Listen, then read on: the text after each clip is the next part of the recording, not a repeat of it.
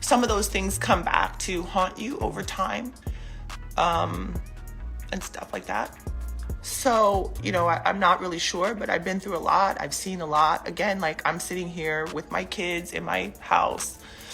She posted this to her story: "As you sow, so shall you reap." I'm like, guess that's towards Diddy. And if you're wondering, why would I guess that? Because back in 2004, Sean Diddy Combs allegedly threatened to hit Kimora Lee Simmons. So it looks like Diddy has landed himself in some enough hot water because people are now coming out to speak their verity on his true nature, including Kimora Lee Simmons, who used to be stylish musketeers with Diddy's partner Kim Porter. So I am hearing Kimora Lee brought some hard substantiation, show how Diddy allegedly unalive Kim Porter because she was going to expose him for being a bad Joe. Andy each, Kimora had a lot of tea to slip about Diddy. Ask yourself, why are these women, young women, not supportive or not really trying to hear that? Or what have they gone through? What have they seen that they, that has turned them off, or that has put a bad taste in their mouth? We've seen a lot lately. Each, it looks like we are into the first season of Surviving Diddy Occasion 5 because everybody is trying to expose the verity behind Diddy. Diddy might have rebranded himself as family love, but word from the interposers has revealed that he has nothing close to love in real life. Now, in case all ever missed all the tea that has been sizzling on social media, these once couple of Diddy's ex-girlfriend Cassie came out to not only expose him for treating her poorly, but she also sued him for his terrible gesture. She came for him hard. The action alleges that he's a DM's Ventura in her own home after she tried to leave him, frequently punched, demurred, and stumped ons. Ventura performing in bruises, burst lips, black eyes, and bleeding.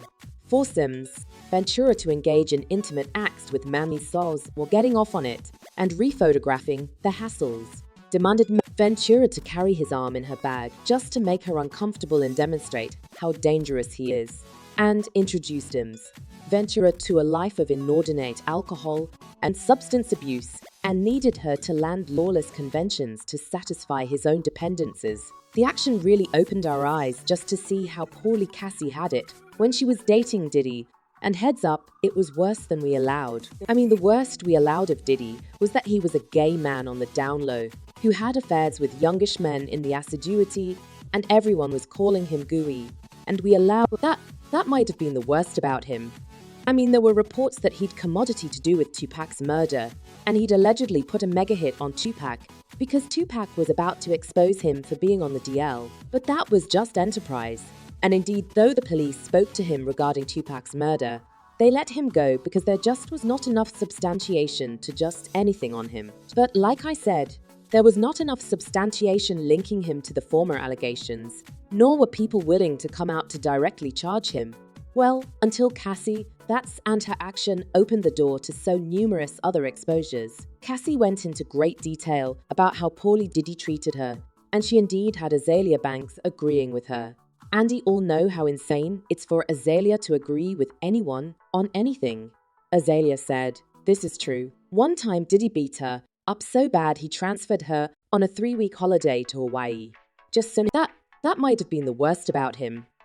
There were reports that he'd commodity to do with Tupac's murder, and he'd allegedly put a mega hit on Tupac because Tupac was about to expose him for being on the DL. But that was just enterprise. And indeed, though the police spoke to him regarding Tupac's murder, they let him go because there just was not enough substantiation to just anything on him. But like I said, there was not enough substantiation linking him to the former allegations, nor were people willing to come out to directly charge him.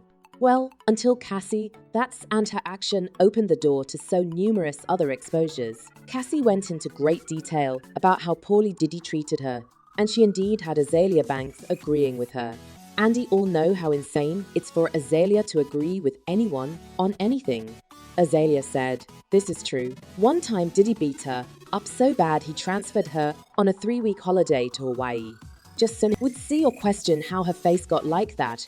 But that was not each because Cassie also revealed how Diddy used to trick her into taking medicines She revealed that he'd manipulate her into taking the medicines, indeed though she did not want to. She also claimed that he was addicted to pain capsules, and whenever his legal force of pain capsules ran out, he'd force her to help him score further capsules.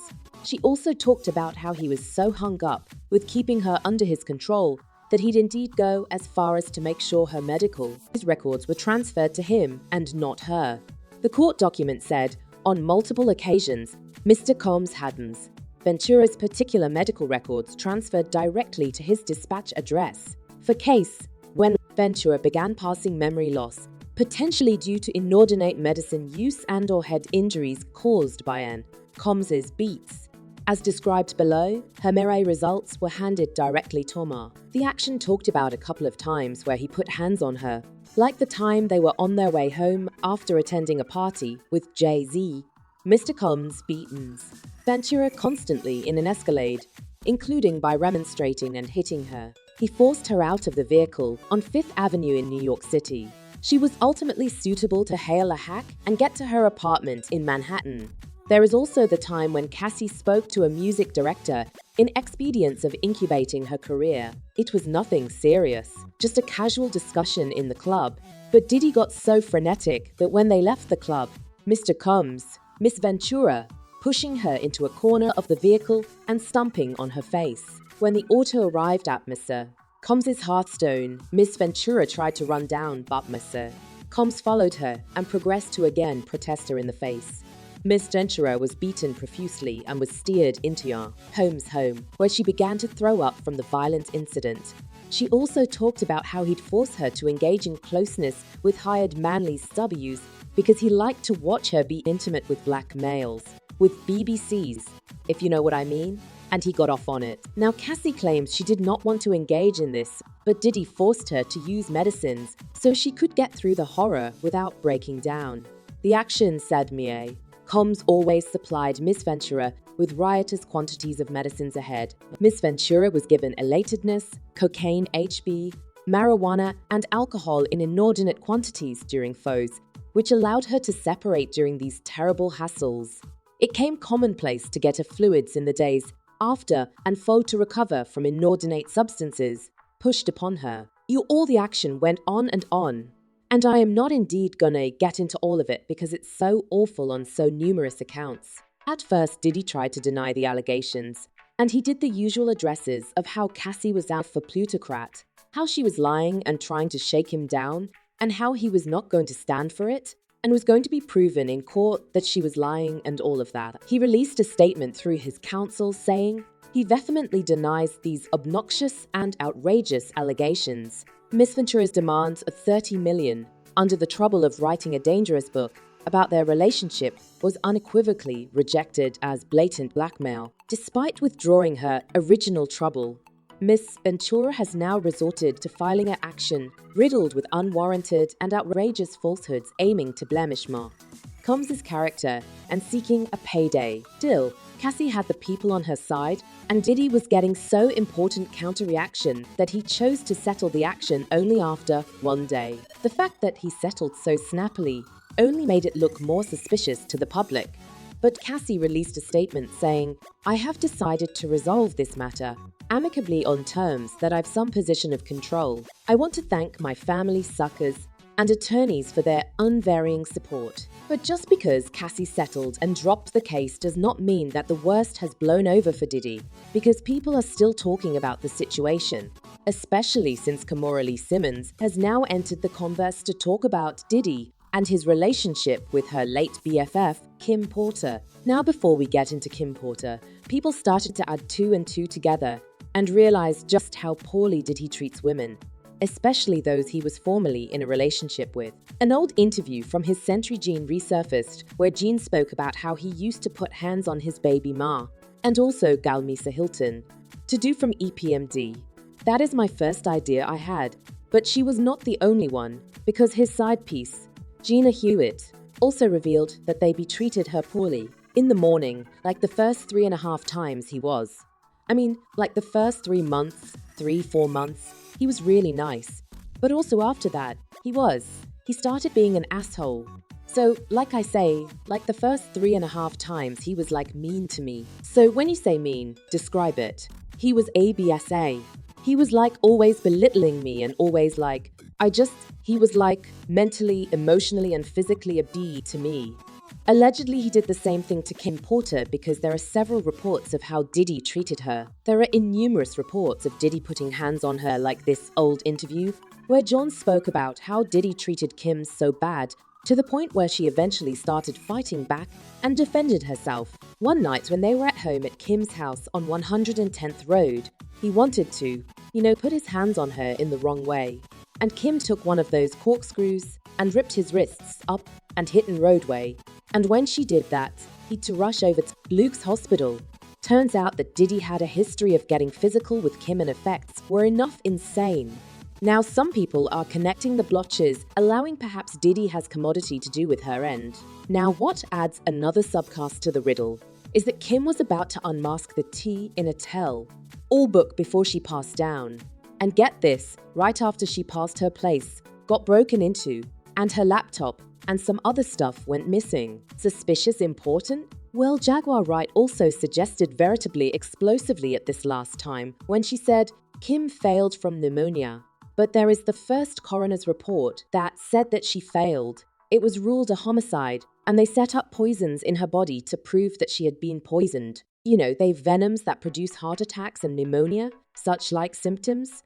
Indeed, though, Kim cannot speak for herself presently. She's got notoriety in her corner, none other than her bestie, Kimora Lee Simmons. Kimora's been around the block after dealing with some shady men because she used to be married to Russell Simmons. And I'm sure we all know about the allegations flying around about him. So word on the road is that Kimora was virtually doing a happy cotillion when she caught wind of Cassie's action because she allowed it was high time for him to face the music for his conduct. The inside scoop is that Kimora has always had this gut feeling that Diddy have further to slip about Kim's end than he is letting on. Kimora is induced that Diddy is knee-deep in covering up the whole fire. But then is the kick. Kimora was kind of bummed when Cassie backed out of the action, but she completely gets how tough it would have been for Cassie to put herself through that whole trauma again, especially in front of the world. It's like a messy combo coaster of a drama, and Kimora's not letting up on the hunt for justice for her girl Kim. And just so the entire world knew that she still has Kim's back, she shadowed Diddy intimately when she said, "As you sow, so shall you reap." Well, people are in full support of Kimora, and they have been twittering stuff like, Kimora Lee Simmons has seen it all in this assiduity. She also is a loyal religionist that Kim Porter's death wasn't pneumonia and tried to warn the authorities. Diddy may have contributed to it. Those rumors were everywhere. However, it's over for Diddy if Kimora Lee spews. Like she was Kim Porter's bestie, Diddy is going down. He cannot kill everyone. And Kimora Lee Simmons has also been bruited to be making a case against Diddy as well. Kim was one of her closest musketeers, and she was the bone that set up her. So she knows Diddy is hiding commodity scary. But do you suppose that Kimora is ever going to come out and unmask the real tea about Diddy and how he took Kim out allegedly? Or do you suppose that Diddy is going to manage to silence her too? Drop your studies in the commentary below and also check out this coming videotape. Drop your studies in the commentary below and also check out this coming videotape. Drop your studies in the commentary below and also check out this coming videotape.